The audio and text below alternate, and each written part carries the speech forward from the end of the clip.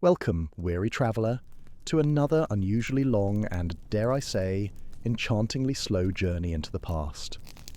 This is boring history for sleep, though tonight we're aiming for a different kind of slumber, the kind where your mind drifts, not into unconsciousness, but into a state of blissful, quiet fascination. We're not just dipping our toes tonight, we're embarking on a leisurely, perhaps 2-hour stroll through the less trodden, wonderfully peculiar paths of the Middle Ages. Forget the dramatic clashing of swords, the grand declarations of kings, or the historically inaccurate Hollywood battles.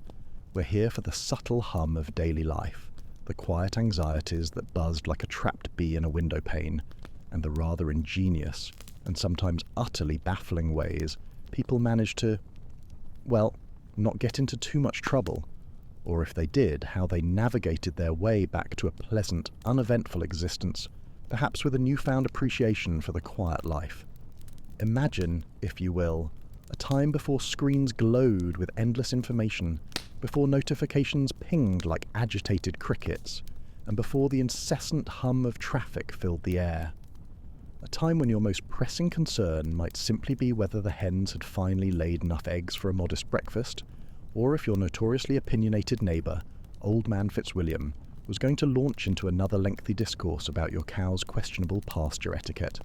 Yes, life was simpler perhaps, but certainly not devoid of its fascinating complexities. We're going to explore what I affectionately call the medieval gauntlet of gentleness. It's a series of delightful, if sometimes perplexing, challenges that everyone, from the lowliest peasant tending their humble plot to the slightly less lowly artisan, meticulously crafting their wares, faced. To gracefully endure these trials, to subtly sidestep the pitfalls of medieval life, was to truly, truly win the Middle Ages. It meant earning that most coveted of medieval prizes, a quiet, unremarkable, and utterly sleep-inducing existence. So, settle in. Let the soft drone of historical truth lull your mind, not into unconsciousness, but into a state of deep, quiet curiosity. Let's drift back to a world where a misplaced piglet could lead to a diplomatic incident, and a good night's rest was a luxury earned through careful living. Challenge number 1, the invisible weight of community scrutiny, or everyone knows your business and your aunt's cough. In our sprawling modern cities, anonymity is a comfortable cloak we often wear. You can spill your morning coffee down your tunic, wear mismatched hose, or even attempt to sing off-key in the marketplace, and chances are by tomorrow no one will remember. Perhaps a fleeting moment of mild amusement for a stranger, then gone. But picture the medieval village, dear listener. A small, tightly knit cluster of wattle and daub homes, a shared well that served as the primary news hub, a single church whose bells mark the rhythm of every day. Everyone knew everyone, and by knew, I mean they knew your great-aunt's peculiar prophetic cough that always predicted rain, your cousin's unfortunate habit of whistling out of tune during harvest songs, and yes, every single one of your minor missteps, perceived or real. There was no escaping the gaze of your neighbours. Your reputation wasn't just a fleeting social media post you could curate or delete. It was the very air you breathed. It determined who would trade with you fairly, who would share a warm laugh by the communal hearth on a chilly evening, and whose children would be allowed to join your own in a game of stick and hoop. When someone erred, even slightly, there were no flashing lights, no dramatic pronouncements, and certainly no loud, attention-grabbing headlines. Oh no, the true device was far more pervasive, far more subtly chilling, the quiet yet omnipresent symphony of communal disapproval.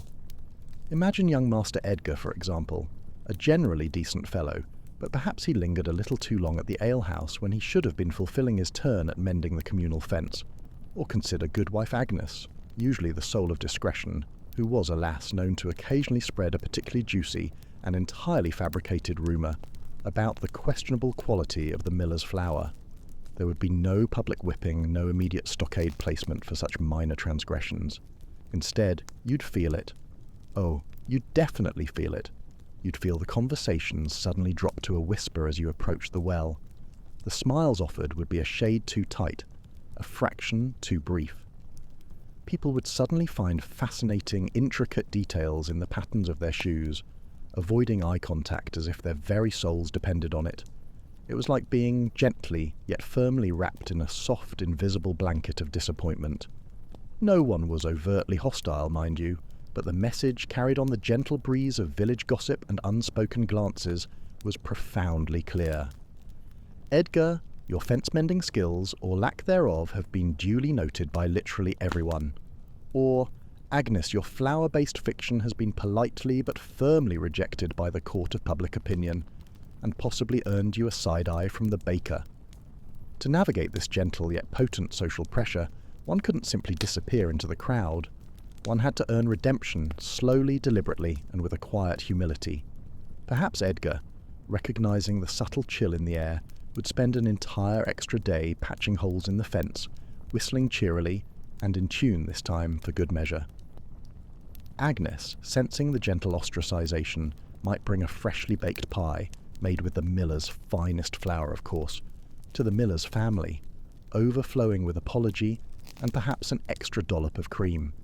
These were acts of quiet contrition, designed not for show, but for the subtle, delicate recalibration of trust within that tiny, interconnected world.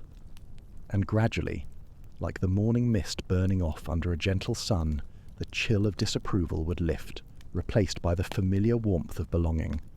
To gracefully win this first round of the medieval gauntlet meant understanding that sometimes the most powerful judge was simply everyone else, and they were always watching, sleepily of course. Challenge number 2, the zen of the waiting room, or the purgatory of the unscheduled audience. Now, if a dispute escalated beyond a mere social faux pas, perhaps a particularly stubborn pig wandered into the wrong garden one too many times, or an argument over the prime fishing spot on the river grew surprisingly heated, involving more than just passive-aggressive sighs, you might find yourself called to the Lord's Manor or the local Reeves Hall. And here, dear friend, you encountered what I like to call the zen of the waiting room. It was a meditative practice, whether you wanted it to be or not. Forget the comfortable chairs, the piped-in elevator music, or even the tantalizingly outdated magazines of modern waiting areas. In the Middle Ages, your waiting room might be a drafty, unadorned corner of a lord's great hall, a sturdy, rather chilly stone cell in the castle keep, or even just a particularly inconvenient patch of mud outside the Reeves' door on a rainy Tuesday. There were no helpful digital displays indicating, "Your lordship will be with you shortly." There was only the distant bleating of sheep, the gentle clink-clank of the blacksmith, or perhaps the rhythmic, almost hypnotic chewing sounds of the lord's favourite hound, a creature seemingly less concerned with justice than with its next meal. The true device here was not physical discomfort, but the sheer, mind-numbing uncertainty and the exquisite, soul-testing lack of anything whatsoever to do. Days could stretch into what felt like weeks. Was the lord busy hunting a particularly cunning boar? Was he perhaps preoccupied with a new, unusually pungent shipment of French cheese? Was he simply enjoying an extra long, entirely well-deserved nap, dreaming of less litigious peasants? You never quite knew.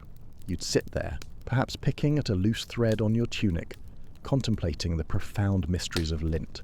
Your mind, dear listener, could become its own peculiar form of medieval torture, conjuring endless scenarios. Will it be a fine? Will I have to spend a week mending the Lord's most rickety fence, the one with that rather aggressive splint? Or worse, you might think with a genuine shiver, will I have to listen to Cousin Mildred explain her theories on optimal turnip cultivation for an entire hour during the next communal gathering, entirely unrestrained? This quiet isolation, devoid of distraction, save for the occasional fly, was designed to encourage deep, unhurried reflection on one's actions.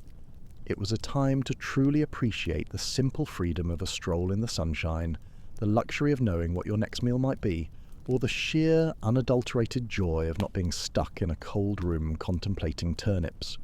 To endure this waiting, this gentle limbo, without succumbing to existential dread or devising a complex escape plan involving only a spoon and a very determined mouse, was a quiet, profound triumph. It taught you patience, and perhaps a deep, abiding appreciation for swift justice, even if it meant a mild inconvenience. A small price to pay, perhaps, for not having to discuss turnip yields. Challenge number 3. The subtle sting of the purse, or the cost of a misplaced piglet. Money. Or rather, for the vast majority of medieval folk, the distinct absence of it. In a world where coins were a precious rarity and most transactions involved bartering, a chickens for cheese kind of economy, a financial penalty could feel far more substantial, far more personally felt than a mere public scolding.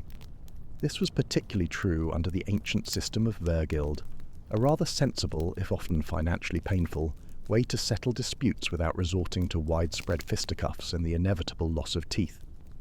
Imagine, for instance, young Cuthbert, a good lad usually, but perhaps he accidentally, or dare we say enthusiastically, caught up in a moment of youthful exuberance, rode his perpetually surprised-looking donkey directly through Farmer Giles's prize-winning patch of kale.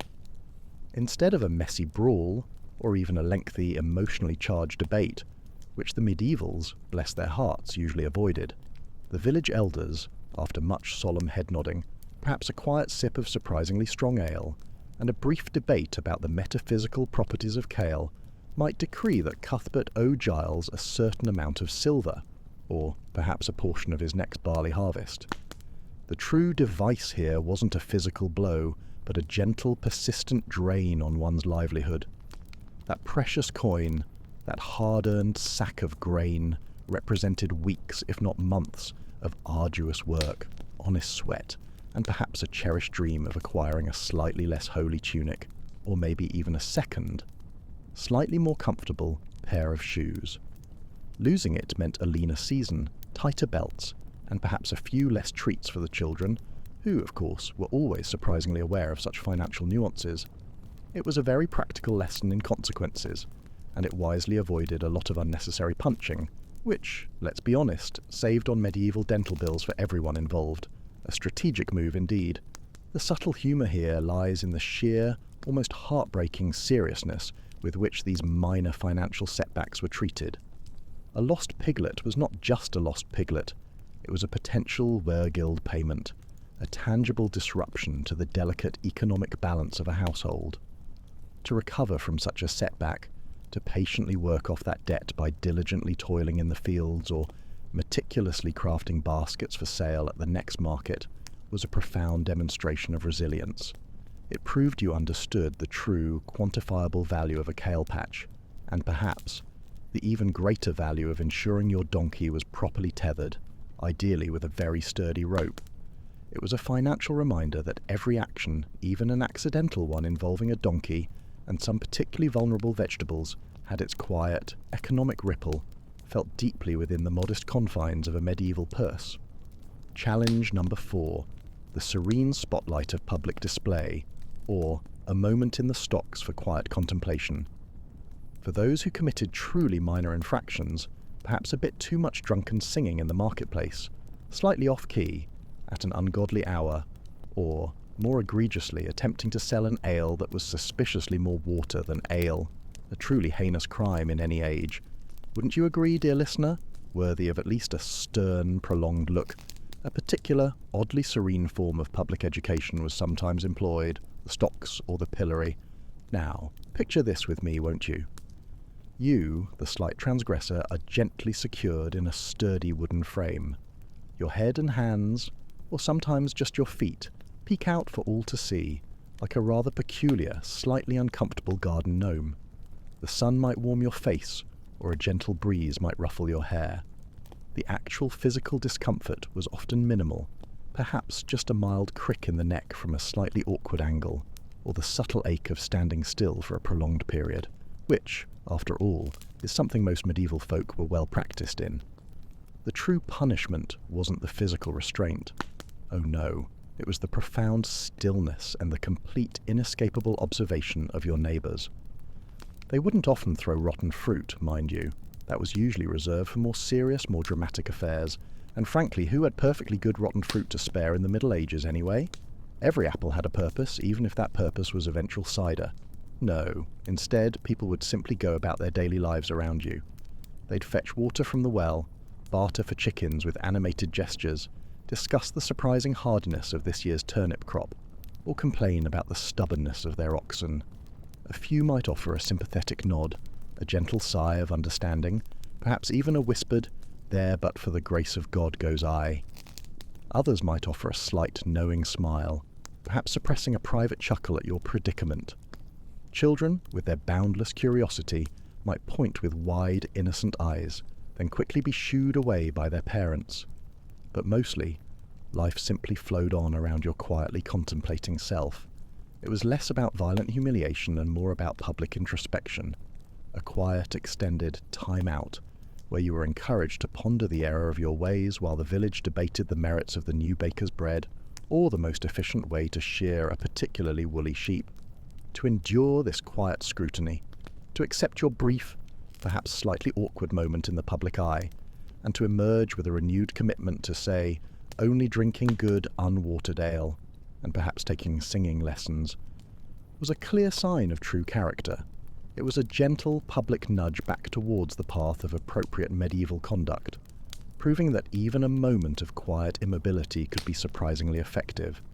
And, let's be honest, it gave the villagers something to subtly talk about for the rest of the week, which was always a bonus in an age before reality television. Challenge number 5, the labyrinth of litigation, or where did that parchment go? No, not that one, the other one. If you found yourself embroiled in a truly complex dispute, perhaps about a mysteriously shifting boundary line that seemed to wander with every passing season, possibly due to mischievous gnomes or just erosion, or a family inheritance that became tangled like a ball of yarn after a particularly playful and slightly chaotic kitten got hold of it, then, dear listener, you entered the labyrinth of litigation. Prepare yourself, not for an adventure of daring deeds, but of bureaucratic whispers, endless waiting, and a surprising amount of dust. Imagine, no clear forms, no helpful government websites with neatly organised FAQs, no efficient civil servants ready to assist. Just a bewildering series of hushed conversations in drafty halls, a humble plea to the local lord, who was often more interested in his prize falcons than your legal woes, unless the dispute involved, say, a falcon-related property dispute, and perhaps a few carefully chosen gifts. And by gifts, I mean a fine goose, a bolt of good linen, never a bribe, of course, merely a token of sincere esteem for the Lord's invaluable wisdom and time. The ultimate device here was the glacial pace of it all. Cases could drag on for months, sometimes even years. There were no deadlines. Documents were scarce, often written in crabbed Latin that few truly understood, even the scribes who copied it. And witnesses? They were frequently unreliable, often having conveniently gone on a pilgrimage, or simply feeling poorly on the day of the hearing, which was strangely common around difficult legal proceedings. You'd spend countless hours waiting for the Lord's convenience, for the moon to be in the right phase, for the stars to align, or for someone to finally remember where that particular old parchment was buried under a pile of forgotten tax records and last year's harvest reports. It was a test of patience that would try the soul of a saint, and probably make a less patient person want to politely set fire to something, perhaps a small, unimportant haystack, just to express mild frustration. And the outcome? Often a compromise, a splitting of the difference, reached only after everyone was thoroughly exhausted, slightly poorer from all those tokens of esteem, and desperately wishing they'd just shared the fishing spot to begin with. To navigate this legal fog, to keep your temper from fraying like an old rope, and to emerge with even half of what you initially thought was rightfully yours, was a true testament to medieval fortitude. It was perhaps a sign that you were destined for a career in what we now call conflict resolution, but practiced in a much, much slower and infinitely dustier fashion. A true art form, wouldn't you say? Challenge number 6. The ethereal grip of the oath, or God's witness and your neighbours too. In a world where most people couldn't read or write, before intricate legal contracts filled with tiny clauses and sub-clauses, a person's word wasn't just important, it was the bedrock of society. And when that word was given under oath before God and community, it transformed into an incredibly powerful, utterly invisible device of justice. Imagine, if you will, a serious accusation. Perhaps someone's prize cow, Bertha, had mysteriously vanished, and suspicion fell upon a neighbour who happened to own a particularly hungry and suspiciously well-fed dog. Instead of lengthy investigations, sometimes the accused would be asked to swear an oath of innocence, often with oath helpers, respected members of the community, who would also swear to the accused's good character.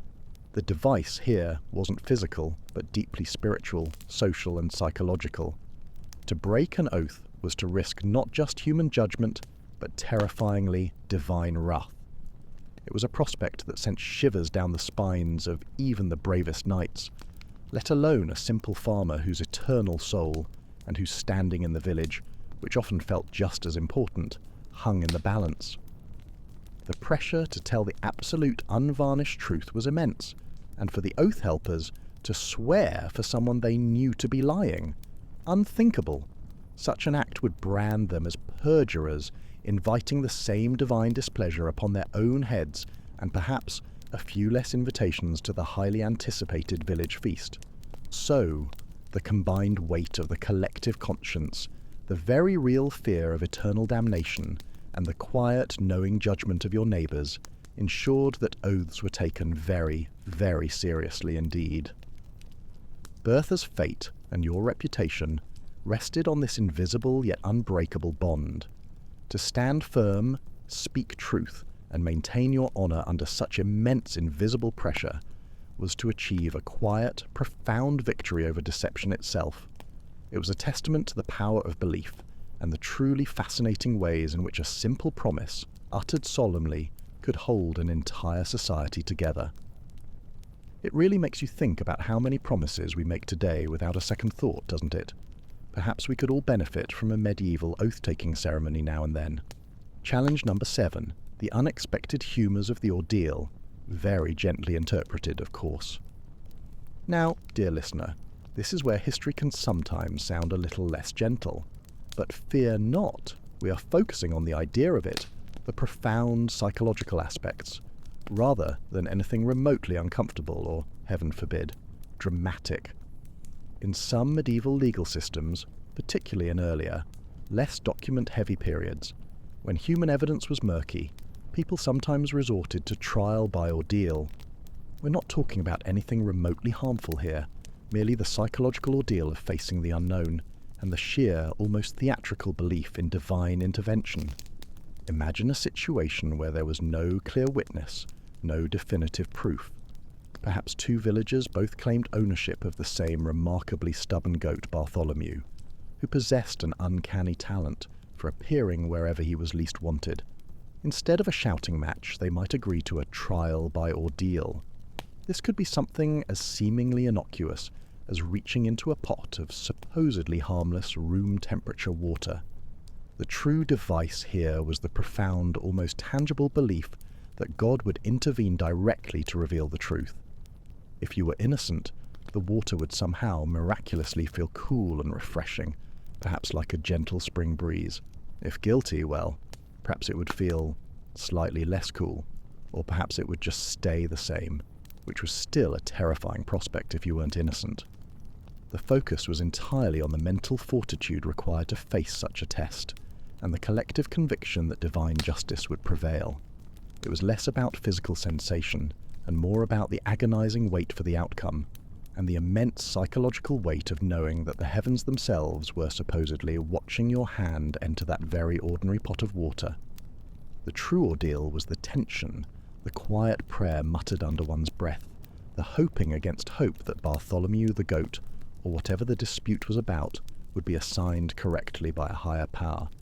To emerge from such an ordeal, declared innocent, even if Bartholomew still looked suspiciously at you, was an immense relief, a quiet vindication. It was a delightful blend of faith, low-stakes theatre, and goat ownership, all rolled into one, and it probably provided ample material for quiet discussion at the well for weeks afterward. Did you see Cuthbert's face when he reached into the water? Pure terror, even though it was only lukewarm. Challenge number 8, the quiet isolation of outlawry, or the loneliness of the long-distance loner. Sometimes a person's actions might unfortunately take them beyond the gentle nudges and financial burdens of the village.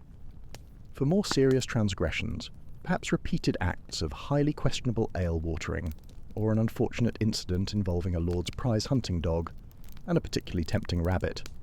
The ultimate medieval time-out was outlawry. Now, dear listener, don't immediately picture dramatic Robin Hood scenarios here, with merry men and tights. Think more of a quiet, profound social disengagement that was far less glamorous. To be declared an outlaw meant you were no longer protected by the law of the land.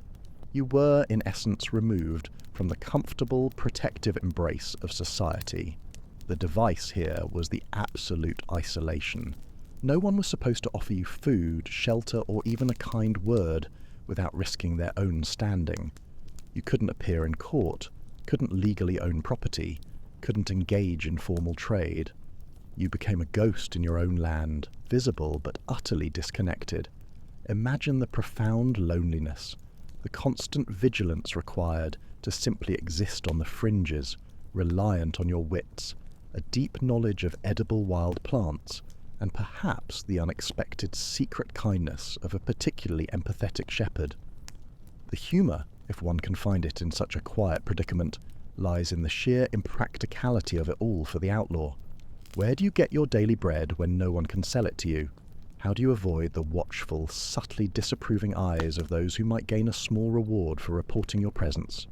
It was a gentle, yet utterly effective way of ensuring conformity, not through force, but through the slow, grinding power of social exclusion.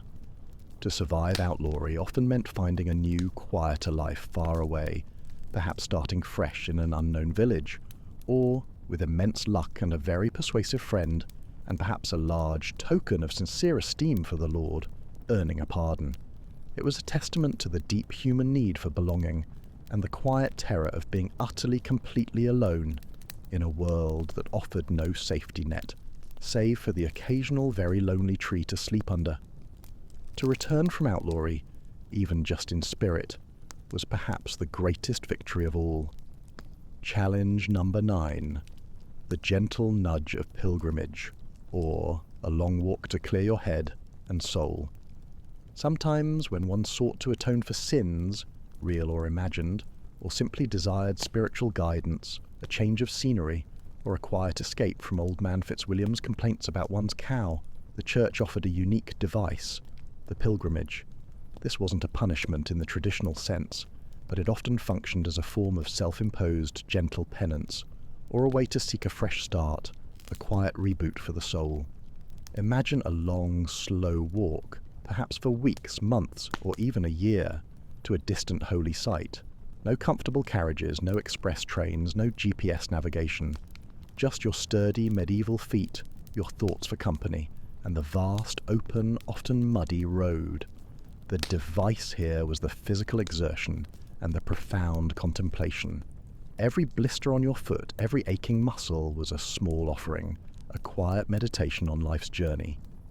You'd meet fellow pilgrims, a fascinating mix of characters, some deeply devout, others just looking for an adventure or a good story, share simple meals cooked over a small fire, and perhaps engage in profound philosophical discussions about the best way to avoid particularly deep puddles. It was a journey of internal discovery as much as external distance. The humour, for us looking back, might lie in the rather mundane challenges that punctuated these epic spiritual journeys. Deciding which vaguely defined path to take at a confusing crossroads, finding reliably clean water, a medieval quest in itself, enduring the endless small talk of fellow travellers who had very strong opinions on everything, or simply wondering if you had packed enough spare sandals for the entirety of, say, a journey to Rome, to complete a pilgrimage, to return to your home village weary but spiritually renewed, and perhaps with a few new walking stories, was a significant achievement. It was a gentle cleansing, a way to metaphorically shed your burdens one deliberate step at a time, and a quiet, contemplative path to winning the inner peace of the Middle Ages. And probably a much-deserved nap upon arrival. The 10th, hidden challenge, the whims of the weather, or why medieval farmers were always so anxious. We've talked about human-made challenges, but perhaps the most universally felt, yet utterly uncontrollable, device of the Middle Ages was the weather itself. It dictated everything, from the feast in your belly to the very roof over your head. Imagine, no precise forecasts, no weather apps on your phone, just the ancient wisdom of the sky, a few aches in your joints, and a deeply ingrained fear of the unexpected. The device here wasn't a punishment, but a constant, gentle yet utterly relentless anxiety. A summer with too little rain meant parched fields and withered crops, hinting at a lean winter. Too much rain meant flooded rivers, ruined harvests and squishy shoes. A sudden early frost could decimate fruit trees. An unseasonably warm spell could confuse the spring planting. This challenge was about surrender. You couldn't argue with the weather. You couldn't sue it. You couldn't put it in the stocks. You simply had to adapt. It meant constantly observing the clouds, offering quiet prayers for just the right amount of sunshine, and developing a profound understanding of the unpredictable nature of existence. The humour? Perhaps the sheer futility of complaining about it. Everyone complained, of course, but the clouds, bless their cottony hearts, remained entirely unimpressed. To survive year after year, to consistently coax a harvest from the soil despite droughts, floods and unseasonal blizzards was a testament to sheer, unyielding medieval grit. It taught you humility, and perhaps a deep, abiding appreciation for any day that wasn't trying to actively starve you. The 11th overlooked challenge, the endless cycle of the seasons, or the medieval treadmill of toil. Beyond the immediate whims of the weather, there was an even more profound, ever-present device that shaped every single medieval life, the relentless, beautiful, yet utterly demanding cycle of the seasons. This wasn't a punishment, but a fundamental truth, a cosmic treadmill that everyone had to walk. Imagine, your life dictated by the sun and the soil. Spring meant the back-breaking toil of ploughing and planting, often before dawn until well after dusk, with muscles screaming in protest. Summer brought the urgent race against time to tend the ripening crops, battling weeds and pests. Autumn was the frantic communal effort of harvest, gathering every precious grain and vegetable before the inevitable chill. And winter? Winter was less about cozy firesides and more about bone-deep cold, repairing tools, hoping your stored food lasted, and dreaming of spring's return. The device here was the constant, cyclical labour. There were no weekends, no holidays in the modern sense. Not truly. Your existence was tied to the land's rhythm. The humour, if you squint hard enough, might be in the sheer predictability of it all, yet the constant surprise at how much effort it required year after year. Every spring a medieval farmer likely thought, right, this year will be easier. And every autumn they'd collapse, utterly spent, thinking, how did I possibly do that again? To survive this endless essential cycle, to feed your family, to ensure the continuity of your village, was not just a victory, it was the very definition of medieval survival. It taught you patience, perseverance, and probably a very healthy respect for dirt. The 12th often unspoken challenge, the silence, or the absence of noise, news, and Netflix. Finally, dear listener, let us consider perhaps the most pervasive, yet least often discussed medieval device, the profound, almost overwhelming silence. Imagine a world without the endless hum of machinery, the distant roar of traffic, the constant chatter of voices from television, radio, or your neighbour's loud music. A world where the loudest sounds might be the wind through the trees, the distant lowing of cattle, or the rhythmic thud-thud-thud of a carpenter's hammer. News travelled at the speed of a walking man or a trotting horse, meaning days or weeks for even local happenings, and months for anything truly distant. Entertainment was what you made yourself. A story by the fire, a simple song, the company of your actual in-person neighbours. The device here was the unrelenting quiet, and the absence of instant information. This forced an internal focus, a reliance on local gossip for news, and a deep appreciation for the rare visitor who brought tales from afar. It meant your imagination had ample room to roam, but also that anxieties could fester in the stillness. The humour, perhaps, lies in imagining how utterly baffled a modern person addicted to constant stimulation, would be. "What do you do all day?" they'd ask, horrified, and the medieval person would blink slowly. "I work, I eat, I sleep, I listen to the wind." What else is there? To exist in this quiet, to find contentment in its slow pace, was a victory over restlessness itself. It fostered introspection, observation, and probably a truly excellent ability to hear a mouse rustling in the straw. The 13th challenge, the tyranny of the sun, or no lights, just lanterns and lots of early bedtimes. Beyond the grand cycle of seasons, there was an even more intimate device that dictated the minutiae of daily life, the tyranny of the sun. In a world without widespread artificial light, life began with the dawn and largely ended with the dusk. Imagine, no flipping a switch for illumination. As twilight deepened, the world outside became a canvas of deepening shadows, punctuated only by the occasional flicker of a small fire, or the precious glow of a tallow candle. This wasn't a punishment, but a gentle, inescapable limitation. Your working day, your social gatherings, your reading, if you were lucky enough to read, were all governed by the natural light available. Even for the wealthy, the cost of candles or rushlights was considerable, making extended nighttime activities a luxury. The device here was the enforced simplicity of evening. There were no late-night gatherings, no all-night study sessions, no binge-watching. Your evenings were for quiet contemplation, for sharing stories by the dwindling firelight, for mending clothes by feel, and for an early bedtime. The humour? Perhaps the sheer frustration of trying to find a dropped needle after sundown, or the collective sigh of relief when a particularly boring visitor finally gently retreated into the deepening gloom. To live in such intimate sync with the sun's rhythm, to find comfort in the profound darkness of night, and to accept the simple, unlit boundaries of your day was a testament to adaptable living.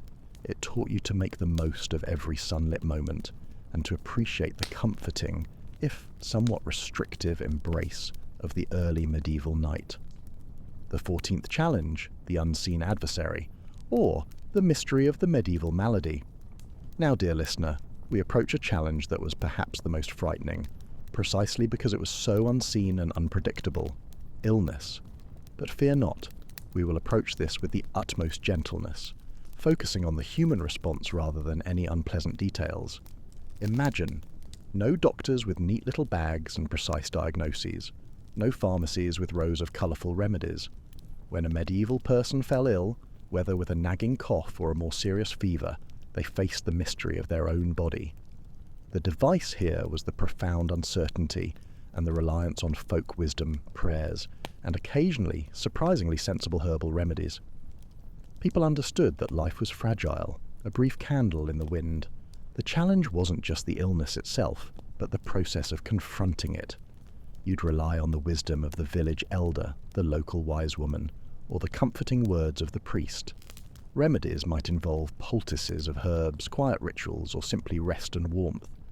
The humour, perhaps, lies in some of the more elaborate theories about what caused illness. Bad air, imbalanced humours, a displeased spirit from the nearby woods, all approached with earnest conviction. To endure sickness, to put your faith in a simple brew of boiled herbs, and to gently recover, or quietly succumb, was a constant lesson in humility and acceptance. It taught you the value of good health, a strong constitution, and perhaps a quiet prayer that old man Fitzwilliam wouldn't insist on trying his special turnip poultice on your ailment. The 15th challenge, the weight of illiteracy, or a world written on the wind. In our current age, where words surround us like leaves on a tree, it's almost impossible to imagine a world where the vast majority of people could neither read nor write. Yet, for most medieval folk, this was their reality. This lack of widespread literacy created a unique, pervasive device, the weight of illiteracy. Imagine, no letters from distant relatives, no written news. Laws were proclaimed by heralds, stories passed by word of mouth, and contracts were often sealed with a handshake or a witness. The device here was the absolute reliance on memory and oral tradition. Every important detail, every agreement, every family history had to be carefully memorized and faithfully passed down. The challenge wasn't a punishment, but a constant mental exercise. You learned by listening, by observing, by doing. Gossip became the primary form of news, often embellished, sometimes wildly inaccurate, but always fascinating. The humour? Perhaps the sheer absurdity of trying to settle a complex land dispute when nobody could simply read the ancient deed, relying instead on a very old man's recollection of what his grandfather said the boundary was. To navigate a world written on the wind, to remember what needed to be remembered, and to trust the spoken word above all else was a quiet testament to a different kind of intelligence. It taught you active listening, a phenomenal memory, and perhaps a slightly enhanced ability to interpret dramatic gestures. The 16th challenge, the art of bartering, or the gentle dance of negotiation. In a world largely devoid of readily available currency, another constant device shaping daily life was the art of bartering. This wasn't a punishment, but a continuous, often quite intimate challenge of negotiation and personal interaction. Imagine, you need new shoes, but you have no coins. You have, however, a surplus of excellent eggs and a particularly robust chicken. So, you approach the cobbler. The device here was the absence of fixed prices and the necessity of direct, often lengthy, personal negotiation. There was no quick scan of a barcode. You had to convince the cobbler that your chicken was worth a pair of his finest leather shoes, and perhaps a small bonus of fresh thread. He, in turn, might argue that his shoes were of exceptional quality, and your chicken looked a tad scrawny. This was a dance of polite persuasion, of knowing the true value of your goods and the needs of your counterpart. The humour often lay in the elaborate, sometimes theatrical expressions of dissatisfaction or delight that accompanied a successful trade. "This cheese, my friend, it is merely adequate," someone might sigh dramatically, hoping for a discount. To master the art of bartering, to consistently come away from a trade feeling like you hadn't been subtly swindled, was a victory of wits and charm. It taught you patience, keen observation, and the subtle power of a well-placed sigh. The 17th challenge, the daily ritual of water fetching, or the unexpected marathon. Among the most fundamental, yet often overlooked, devices of daily medieval life was the simple act of water fetching. This wasn't a punishment, but a universal, repetitive, and often quite demanding chore that anchored the rhythm of every day. Imagine no running water indoors. Every drop for drinking, cooking, washing, and watering livestock had to be personally carried. The device here was the physical exertion and the constant demand for resources. The well might be a considerable distance from your home, especially if you lived on the outskirts of the village. Twice, thrice, perhaps more times a day, you'd walk with heavy buckets, rain or shine, through mud or snow. The humour, perhaps, lay in the sheer predictability of it. You knew you had to do it every single day, and every single day it was just as tiring. Yet, the well was also the social hub, the place for quiet gossip, shared sighs, and brief moments of connection. To dutifully perform this endless task, to ensure your household had the most basic necessity, and to manage a polite conversation while balancing two sloshing buckets, was a testament to quiet perseverance. It taught you the true weight of water, the value of a good sturdy bucket, and probably a very strong back. The 18th challenge, the unseen world of superstition, or the art of not offending the fair folk. Beyond the visible world of daily chores and social rules, medieval life was imbued with an invisible device, the pervasive influence of superstition. This wasn't a punishment, but a constant, subtle anxiety, a quiet vigilance against the unseen forces that could influence your crops, your livestock, or your very fortune. Imagine every creaking floorboard, every strange sound in the woods, every unseasonable bloom held potential meaning.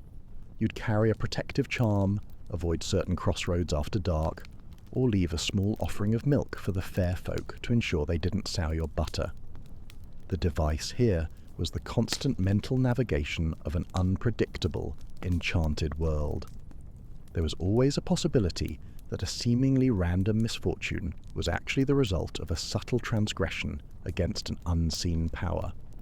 The humour for us lies in the elaborate, sometimes contradictory rituals people would perform. A horseshoe nailed above the door, a specific chant before planting seeds, avoiding spilling salt, all done with earnest conviction. To live with this constant, gentle hum of otherworldly possibilities, to diligently perform the small rituals that kept misfortune at bay, and to find comfort in these age-old beliefs, was a unique form of medieval peace. It taught you respect for the unknown, a keen eye for omens, and perhaps a truly impressive ability to rationalize why your crops failed despite all your careful charm-wearing. The 19th challenge, the long apprenticeship, or the slow, slow path to mastery. For those drawn to a craft, a trade, the device wasn't a punishment, but a profound, years-long test of patience and dedication, the long apprenticeship. Imagine being a young boy or girl, leaving your family home to live with a master craftsman, a weaver, a blacksmith, a baker. For years, you would clean, fetch, observe, and slowly, painstakingly learn. No quick vocational courses, no online tutorials. The device here was the slow, incremental acquisition of skill. You'd start with the most basic tasks, gradually moving to more complex ones until, after perhaps 7 years or more, you were deemed worthy to be a journeyman, then, eventually, a master yourself.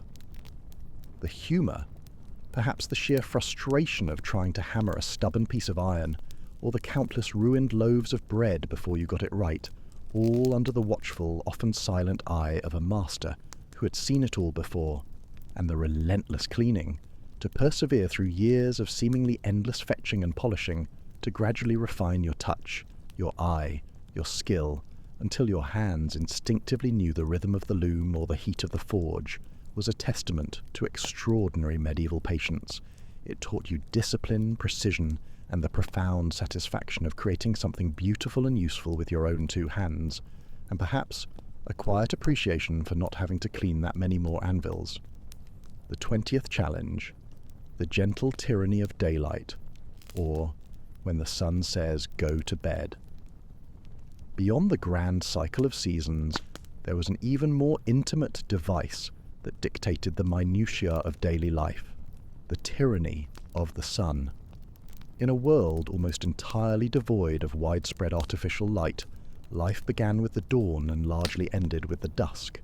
Imagine no flipping a switch for illumination.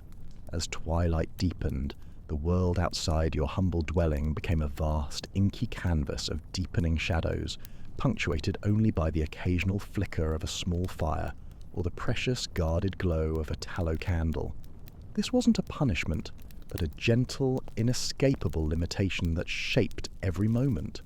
Your working day, your social gatherings, your reading, if you were lucky enough to read by daylight, were all meticulously governed by the natural light available. Even for the very wealthy, the cost of candles or rushlights was considerable, making extended nighttime activities a true, often impractical luxury.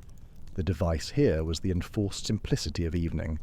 There were no late-night village parties, unless it was a full moon and everyone was feeling particularly brave.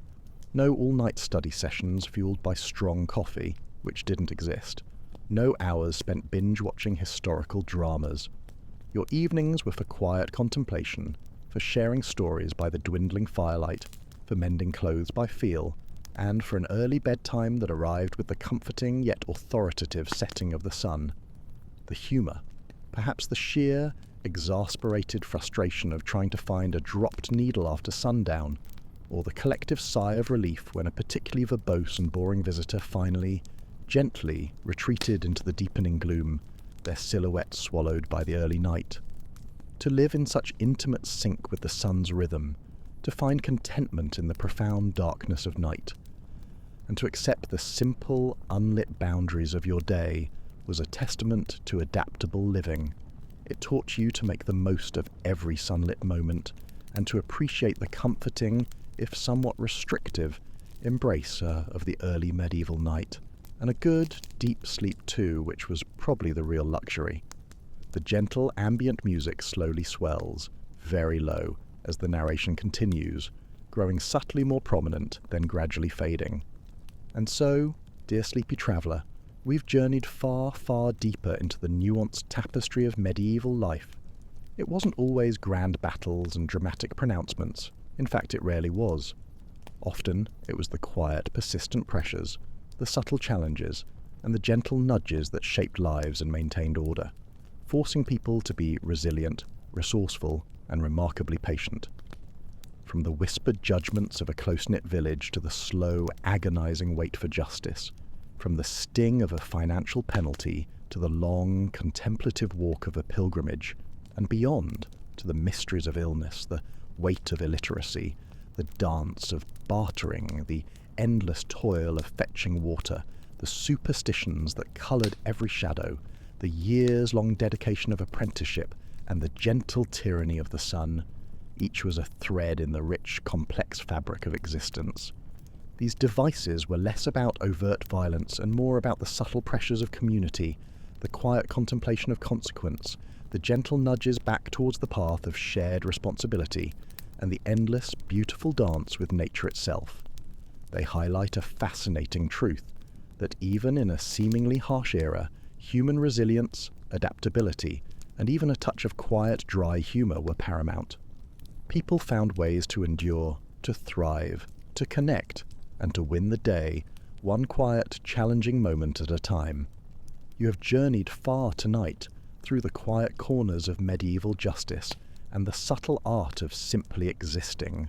You've navigated the tricky terrain of social scrutiny, outlasted the waiting room, survived the dreaded weregild, endured public display with stoic grace, untangled the legal labyrinth, upheld the sacred oath, bravely faced the ordeal of belief, outwitted the quiet isolation of outlawry, embarked on a journey of the soul, battled the whims of the weather, embraced the endless cycle of the seasons, found peace in the profound silence, submitted to the sun's gentle rule, faced the mysteries of medieval malady, lived in a world without words, mastered the art of polite haggling, performed the daily marathon of water fetching, dodged the unseen folk, and patiently, meticulously learned a craft. Truly you have won the Middle Ages in your own delightfully quiet way. May your own journey through the rest of the night be filled with gentle dreams and the soft echoes of a history that, upon closer inspection, was perhaps not so boring after all. Until next time, on Boring History for Sleep.